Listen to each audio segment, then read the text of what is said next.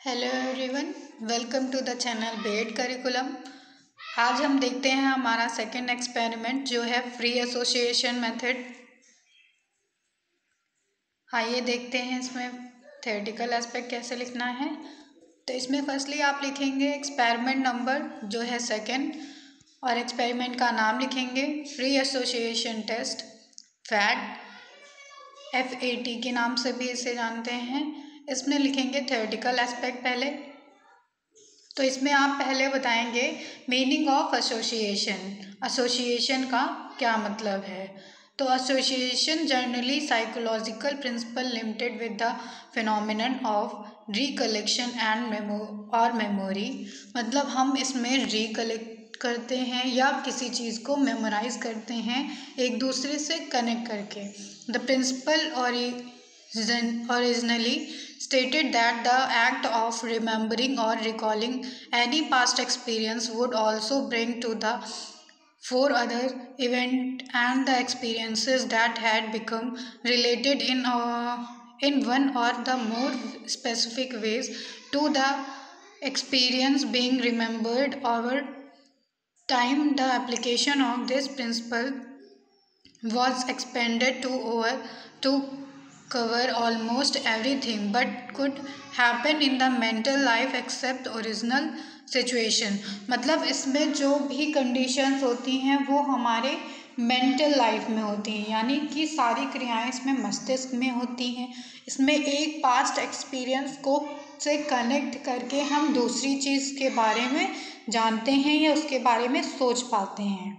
Then है definition of association according to Bhatia के अनुसार ये डेफिनेशन है। The association of ideas is a well known principle by which one idea calls up another and others that have been previously experienced। मतलब कि एक से दूसरे आइडिया को कनेक्ट कर पाते हैं, यही एसोसिएशन का आइडिया है। देन एक definition according to James Drever के अनुसार है जो ऐसे है। फिर है लॉज ऑफ एसोसिएशन। तो दो लॉज हैं एसोसिएशन के, primary laws and secondary laws. Primary laws of association जो है वो एरिस्टोटल ने दिया है। एरिस्टोटल ने इसमें सबसे पहले एक लॉ बताया है, लॉ ऑफ सिमिलैरिटी, यानी कि जब हम समानता के रूप में दो थॉट्स को कनेक्ट करते हैं तो उसे लॉ ऑफ सिमिलैरिटी कहते हैं। इसका एग्जाम्पल है कि जब भी हम कॉफ़ी के बारे में सोचते हैं तो हमें चाय की याद ऑब्वियसली आ जाती है कि हाँ चाय भी होती है। देन है हमारा सेकंड नियम जो है लॉ ऑफ कॉन्ट्रास्ट, मतलब कि विपरीतता का नियम। जैसे कि दो विपरीत चीज़ें एक दूसरे का विलोम याद आ जाने लगता है हमें, तो उसको हम विपरीतता का नियम कहते हैं, लॉ ऑफ कॉन्ट्रास्ट कहते हैं। अगर हम हॉट की बात करते हैं तो कोल्ड हमारे दिमाग में ऑटोमेटिकली आ जाता है। फिर है लॉ ऑफ कंटिग्यूटी का नियम। इसमें है the law of contiguity states that we associate things that occur close to each other in time and space. मतलब कि टाइम और स्पेस के बेसिस पे हमारे दिमाग में चीज़ें जो है एक दूसरे से कनेक्ट हो जाती हैं, जिसे हम लॉ ऑफ कंटिग्यूटी कहते हैं। इसमें एग्जांपल है आपका, we think of the thunder we immediately think of the lightning. जब हम थंडर की बारे में सोचते हैं तो हमें ऑटोमेटिकली लाइटनिंग के बारे में सोच लिया होता है। कंटिग्यूटी के नियम को दो तरह से कैटेगराइज किया गया है, relative time period when two or more than two thoughts are and objects are present in mind, then a relative time period status develops between those two objects. Relative time period से sense है ये है कि हमारे दिमाग में कोई चीज़ set हो जाती है टाइम के बेसिस पे कि इस टाइम पे ये होता था, तो हम जब वो चीज़ नहीं होगी तभी हमारे दिमाग में याद आ जाता है कि ये इस टाइम पे ये चीज़ होती थी। जैसे कि एक एग्ज़ाम्पल है कि आप किसी व्यक्ति को 8 बजे देखते हैं, जैसे मिस्टर राकेश हैं, उन्हें हम 8 बजे आप देखते हैं कि वो डेली कॉलेज जाते हैं और एक दिन वो कॉलेज नहीं गए तो जब भी 8 बजेगा आपको याद आ जाएगा कि मिस्टर राकेश 8 बजे कॉलेज जाते थे। देन सेकेंड है रिलेटिव प्लेस। कंटिग्यूटी के नियम में दूसरा नियम है रिलेटिव प्लेस से रिलेट करेगा। इसमें चीज़ें आपको प्लेस के थ्रू याद आएंगी, एक दूसरे से कनेक्ट होंगी। इसका एग्जांपल है जयपुर। जैसे कि मैं जयपुर गई थी हेरिटेज साइट देखने, और अब मैं जब भी हेरिटेज साइट के बारे में पढ़ती हूँ तो जयपुर ऑटोमेटिकली मुझे रिमेंबर हो जाता है। देन है secondary laws of association. Association के कुछ सेकेंडरी लॉज हैं। इसमें थॉमस ब्राउन के अनुसार है लॉ ऑफ प्राइवेसी का नियम। तो इसमें है learning that takes place in the beginning is the best and the lasting. तो जो लर्निंग हम स्टार्टिंग में करते हैं वही बेस्ट होती है और वही हमारे दिमाग में ज़्यादा टाइम तक रहती है।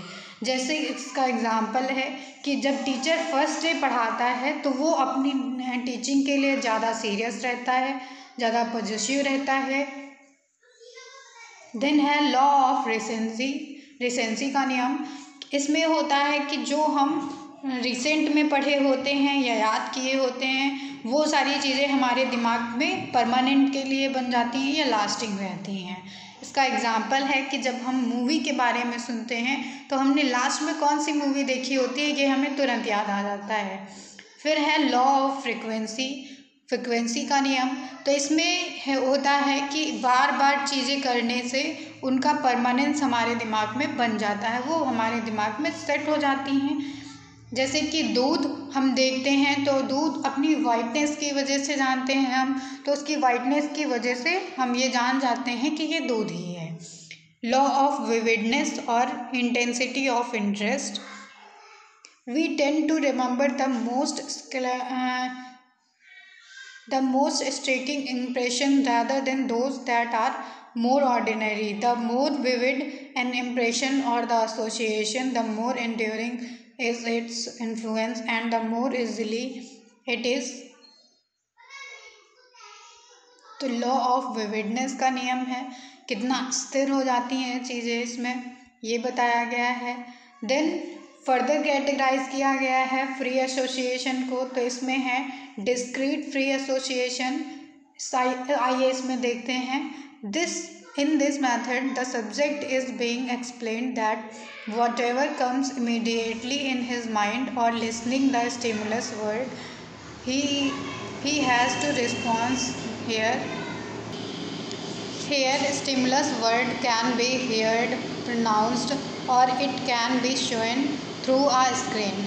मतलब डिस्क्रीट फ्री एसोसिएशन में ये होता है कि जब एक वर्ड बोला जाता है उसके इमीडिएटली आपके माइंड में कौन सा वर्ड आया ये आपको तुरंत ही बताना होता है रिस्पॉन्स के तौर पर, और उसे रिकॉर्ड कर लिया जाता है। फिर है continuous free association. Continuous free association में in this association the subject is suppose to give response with respect to the stimulus is a continuous made.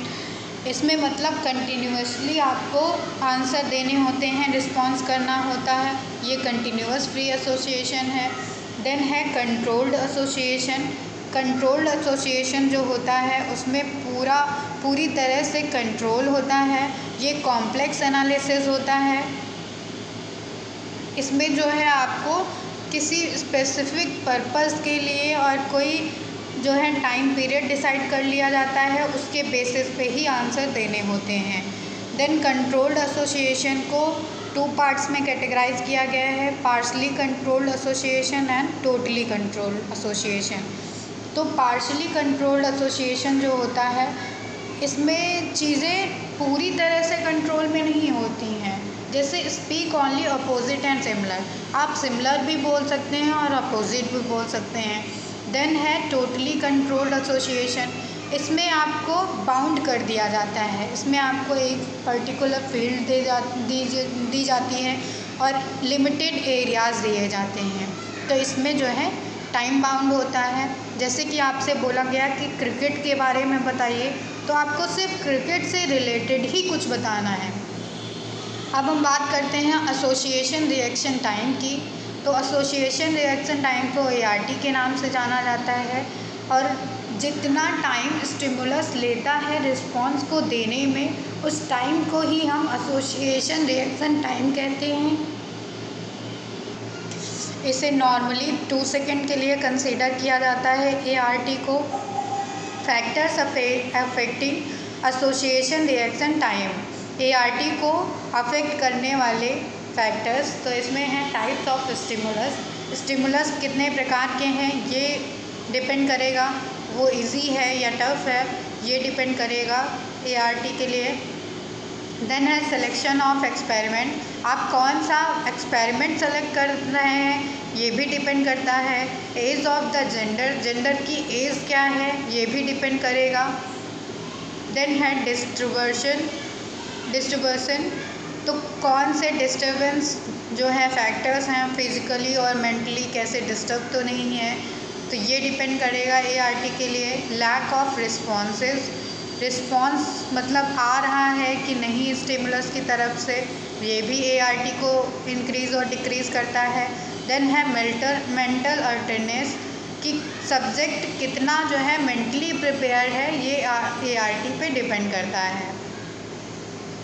Then है importance of experiment based on association, association पे based experiment की क्या importance है, तो इसमें है to direct guilty, few people are of criminal background, these association based experiment are useful in defecting the person's mentality। then है diagnostic purpose, diagnostic purpose आपका क्या होगा, we can easily defect the mental condition of a mentally challenged patient using these experiments to find emotional divergence, emotional divergence find करते हैं कि जो subject है वो ज़्यादा इमोशनल तो नहीं है। फिर हम इसमें लिखेंगे प्रैक्टिकल एस्पेक्ट, तो इसमें हम पहले नाम लिखेंगे अपने एक्सपेरिमेंट का, जो है फ्री एसोसिएशन टेस्ट यानी कि फैट। इसका ऑब्जेक्टिव क्या है, तो ऑब्जेक्टिव हमारा रहता है कि सब्जेक्ट कितनी जल्दी रिस्पॉन्स करता है और कैसे वर्ड्स को स्टिमुलेट कर पाता है, एसोसिएट कर पाता है। देन हम डिटेल्स ऑफ द सब्जेक्ट लिखेंगे, विषय की पूरी जानकारी देंगे। फिर हम लिखेंगे डिटेल्स ऑफ द एक्सपेरिमेंटर की डिटेल्स। देन सेशन डिटेल्स लिखेंगे और फिर हाइपोथेसिस के बारे में लिखेंगे। तो generalize the memory process of a subject by the law of association, the frequency of law of similarity is more than others.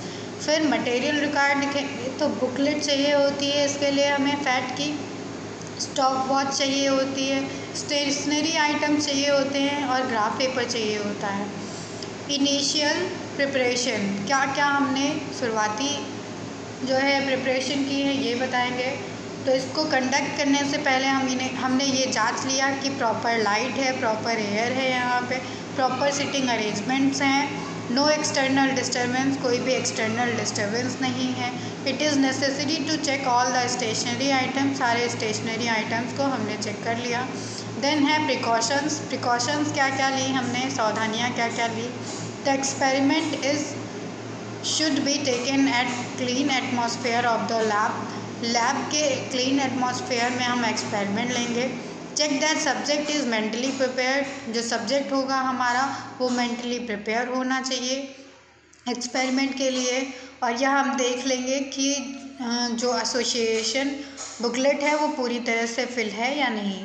फिर उसके बाद देखेंगे कि इंस्ट्रक्शंस, तो हम अपने सब्जेक्ट को सारे ही इंस्ट्रक्शंस दे देते हैं कि ये बुकलेट आपको, हम जितने भी क्वेश्चंस आपसे पूछेंगे उनका रिस्पॉन्स आपको फ्रिक्वेंटली देना है, इमीडिएटली देना है। जो भी वर्ड आपके माइंड में इमीडिएटली आता है आप वही बताएंगे इसमें। देन आप प्रोसीजर के बारे में लिखेंगे कि टोटली कौन सा प्रोसीजर आपने फॉलो किया है इसके लिए, वो आप इसमें बताएंगे कि कंफर्टेबल एनवायरनमेंट में हमने सब्जेक्ट को बिठाया।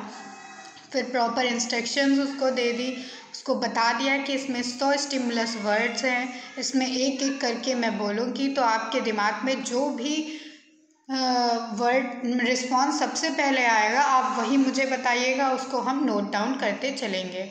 देन आप इंट्रोस्पेक्शन रिपोर्ट लिखाएंगे अपने सब्जेक्ट से, अंतर्दृष्टि रिपोर्ट होती है ये। इसको आप लिखा लेंगे अपने सब्जेक्ट से कि उसने सबसे पहले क्या फील किया इस एक्सपेरिमेंट के थ्रू और लास्ट में उसे क्या फील हुआ, उसकी साइन करा लेंगे। देन ये आप बुकलेट लगा देंगे, कंज्यूमेबल बुकलेट है ये फैट की, फ्री एसोसिएशन टेस्ट की। ये वर्ड्स हैं इसमें पहले से जो लिखे होते हैं, स्टिमुलेटिंग वर्ड और रिस्पॉन्स वर्ड और रिएक्शन टाइम आपको नोट करना होता है। देन आपको इसमें लॉ अप्लाई करना होता है कि जो रिस्पॉन्स दिया है सब्जेक्ट ने उस पर कौन सा लॉ अप्लाई हो रहा है, जैसे law of similarity, law of frequency, law of contiguity, law of contrast. तो जो भी नियम लगेगा वो आप इसमें लगाते चले जाएंगे। 100 वर्ड्स तक आप ये सारी सीरीज़ फिल कर देंगे इसमें। फिर है स्कोरिंग टेबल आप बनाएंगे जिसमें आप सीरियल नंबर लिखेंगे पहले, देन लॉज ऑफ एसोसिएशन लिखेंगे, फिर नंबर ऑफ रिस्पॉन्स वर्ड लिखेंगे, रिएक्शन टाइम लिखेंगे सेकंड में और परसेंटेज लास्ट में लिख देंगे। तो जितने भी लॉज आपके अप्लाई हो रहे होंगे आप उनको यहाँ पे लिखेंगे। Then number of response word, कितने रिस्पॉन्स वर्ड हैं ये लिखेंगे और रिएक्शन टाइम उनका सेकंड में कैलकुलेट करके लिख देंगे और उसका परसेंटेज निकाल लेंगे। देन निकालेंगे ART, फिर निकालेंगे तो इसके लिए फॉर्मूला है total time of response upon total number of response word.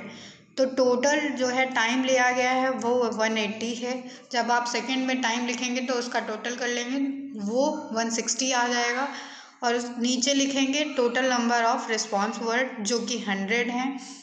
तो इसमें आप डिवाइड करके अपना ART निकाल लेंगे। ART जो भी आएगा वो सेकंड में आएगा। इसके बाद आपकी ये जो है ग्राफ पेपर पे ऐसे आप शो करेंगे, पहले स्केल्स दिखाएंगे, देन आप दिखाएंगे कि कौन सा नियम आप कौन से वर्क से शो कर रहे हैं ये बता देंगे और फिर एक्स एक्सिस पे आप ऐसे स्केल ले लेंगे कि 1 2 3 करके और आप इसमें लॉ लगाएंगे कि कौन सा लॉ आपका शो कर रहा है।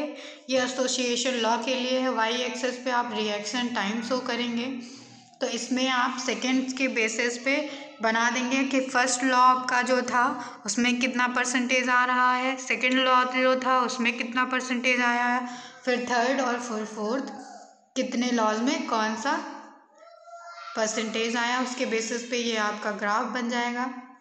देन आप रिजल्ट दिखाएंगे कि ART हमारा इतना आया है और कितने टाइम में ये ART आया है ये बता देंगे। फिर आप इंटरप्रिटेशन ऑफ रिज़ल्ट करेंगे, रिज़ल्ट की इंटरप्रिटेशन करेंगे। तो इसमें जितने भी लॉज आपके आए होंगे सबका आप इंटरप्रिटेशन करेंगे, सबके बारे में बताएंगे कि इतने रिस्पॉन्स वर्ड हैं इस लॉ में और इतना टाइम कंज्यूम किया है सब्जेक्ट ने और इतना इसका एवरेज परसेंटेज आ रहा है। तो सबके लिए इंडिविजुअली बताते हुए इनका इंटरप्रिटेशन ऐसे हो जाएगा। जैसे कि इसमें 4 लॉज अप्लाई हो रहे थे, तो लॉ ऑफ सिमिलैरिटी के बारे में बताया गया, लॉ ऑफ कंटिग्यूटी में क्या क्या टाइम और वर्ड और कितना परसेंटेज था ये बता दिया गया, लॉ ऑफ कंट्रास्ट में बता दिया गया, लॉ ऑफ फ्रिक्वेंसी में बता दिया गया। देन है कंक्लूजन, इसमें लिखेंगे निष्कर्ष क्या आया है। तो निष्कर्ष के बारे में हम बता देंगे कि law of contiguity is more time, law of contiguity जो है वो ज़्यादा टाइम ज़्यादा फ्रिक्वेंसी में आई है, इसमें 42 स्कोर किया है और टाइम कंजप्शन 64 है, इसलिए हमारा हाइपोथेसिस जो था वो सही है। फिर इसका एजुकेशनल इम्प्लीकेशन हम बताएंगे। तो this experiment is useful to identify emotional feeling of student, यह स्टूडेंट की इमोशनल फीलिंग को आइडेंटिफाई करता है, उनकी पर्सनालिटी को आइडेंटिफाई करता है और यह आइडेंटिफाई करता है उनके मेंटल और क्रिमिनल रिकॉर्ड्स को कि बच्चा किस प्रवृत्ति का है और वंडर करता है उनकी डिफरेंट स्टडी के इंटरेस्ट को, एटीट्यूड को और हेल्प करता है हमें प्रेडिक्शन में कि हिडन थॉट्स क्या हैं बच्चे के, उसमें ऐसे थॉट्स जिनके बारे में वो किसी को नहीं शेयर करता है तो उसके बारे में हम जान सकते हैं। और रूट बताता है, ये प्रॉब्लम की जड़ तक बताता है। इसको फर्स्ट टाइम यूज़ किया था करवास्की और बर्ट ने, पहली बार नॉर्मल और अबनॉर्मल पर्सन्स पे। देन इसमें हम रेफरेंस लिखेंगे, तो आप रेफरेंस में 5 से ये 4 बुकों का रेफरेंस ले सकते हैं, 4-5 बुकों का साइकोलॉजी की, कि आपने यहाँ से इसका थ्योरेटिकल एस्पेक्ट किया है। प्रैक्टिकल एस्पेक्ट आपका अकॉर्डिंग टू सब्जेक्ट चेंज हो जाएगा इसमें। और बुक्स में आप दिखा सकते हैं SS चौहान की बुक, DDN श्रीवास्तव की बुक, PK पांडा की बुक और रानू वर्षने की book. Okay, thank you everyone.